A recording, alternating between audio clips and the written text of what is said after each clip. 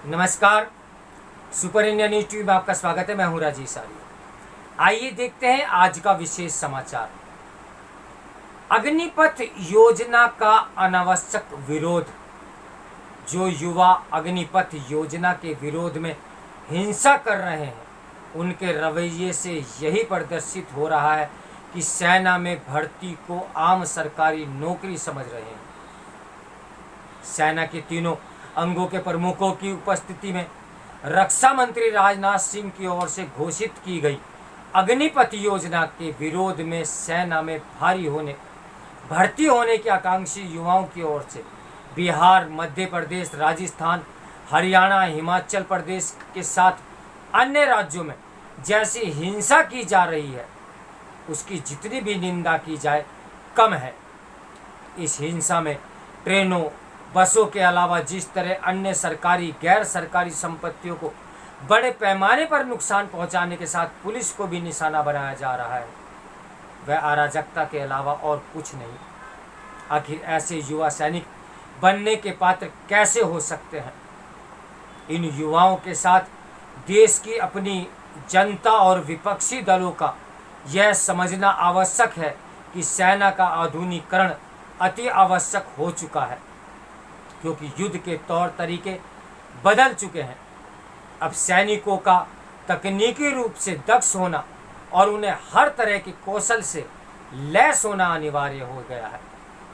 भविष्य के युद्धों में सेनाएं आमने सामने नहीं होंगी, वे तकनीक के जरिए लड़े जाएंगे, जिनमें मिसाइलें, ड्रोन आदि की भूमिका अधिक होगी।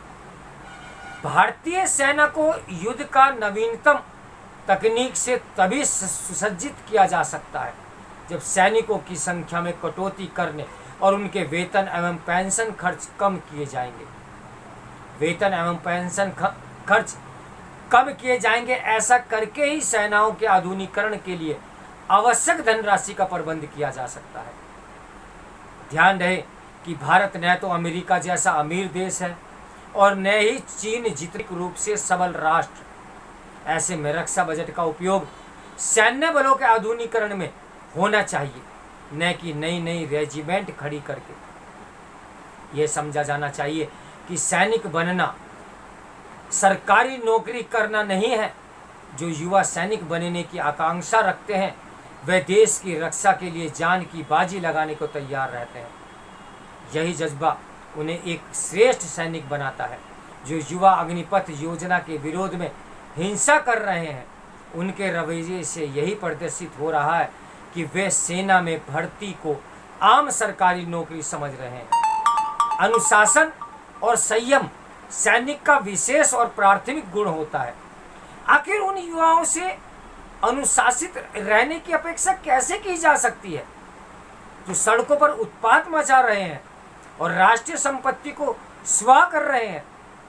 पूर्व सेनाध्यक्ष जनरल वेद प्रकाश मलिक ने यह सही कहा है कि अग्निपथ योजना के विरोध में जो कुछ हो रहा है, उसे उपद्रव के अलावा और कुछ नहीं कहा जा सकता, और उपद्रवी तत्व सेना में शामिल होने के लायक बिल्कुल नहीं है।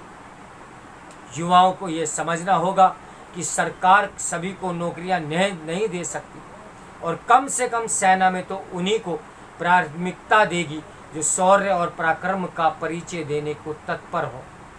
इसकी अनदेखी नहीं की जा सकती कि समाजवादी सोच के तहत सबको सरकारी नौकरियां देने का लोक लुभावन नीतियों पर चलने और आर्थिक नीतियों की अनदेखी करने के कैसे बुरे नतीजे होते हैं।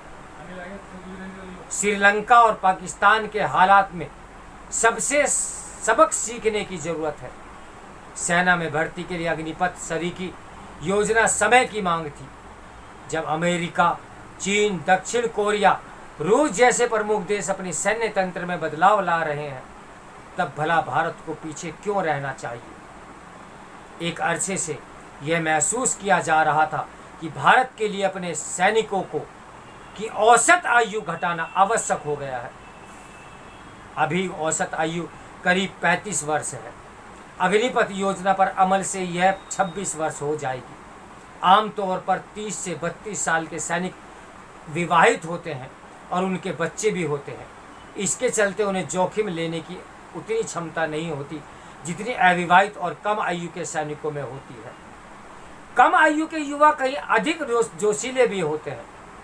इससे भी समझा जा सकता है कि खेल जगत में 22 से 24 साल के खिलाड़ी 30 से 32 साल के खिलाड़ियों पर भारी पड़ते हैं। देश की सुरक्षा के लिए ये जरूरी है कि हमारे सैनिक युवा फुर्तीले और खतरों से खेलने के लिए तत्पर है। आज पाकिस्तान के साथ चीन भारत के लिए एक बड़ी चुनौती बन गया है। वह अपनी सेना के आधुनिकीकरण के लिए तेजी से कदम बढ़ा रहा है। भारत को भी ऐसा ही करना होगा। इसमें अग्निपथ योजना सहायक बनेगी। इस योजना का एक लाभ यह भी होगा कि देश में अनुशासित और देश सेवा के लिए प्रतिबद्ध युवाओं की संख्या बढ़ेगी। जो सेना से प्रशिक्षित होंगे वे कहीं अधिक अनुशासित और मानसिक रूप से सुदृढ़ होने के साथ दक्ष भी होंगे। वे उन चारित्रिक गुणों से लैस भी होंगे जो राष्ट्र निर्माण में सहायक होते हैं। यह मानना सही नहीं है कि अग्निपथ योजना के तहत 4 साल तक अग्निवीर यानी सैनिक के रूप में सक्रिय रहने के बाद उनके पास रोजगार के अवसर नहीं होंगे।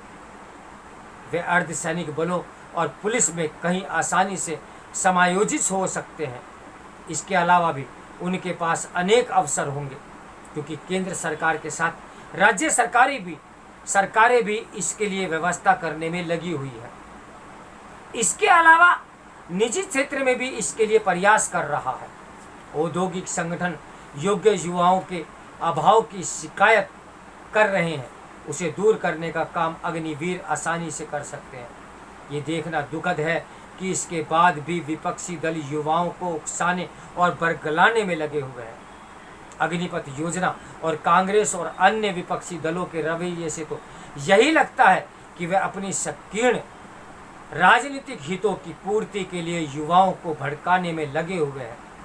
वे अग्निपथ योजना का कुछ इस तरह अंध विरोध कर रहे हैं जैसे कृषि कानूनों और उससे पहले नागरिक संशोधन कानून का विरोध कर रहे थे।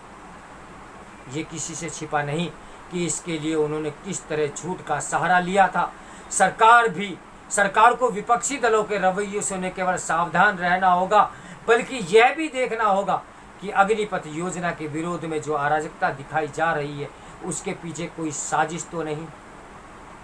इस समाचार के लेखक हैं संजय गुप्त। तो मेरे साथ बने रहिए सुपर इंडिया न्यूज़ टीवी की ब्रेकिंग न्यूज़ के लिए। नमस्कार, मैं हूँ राजेश आर्य।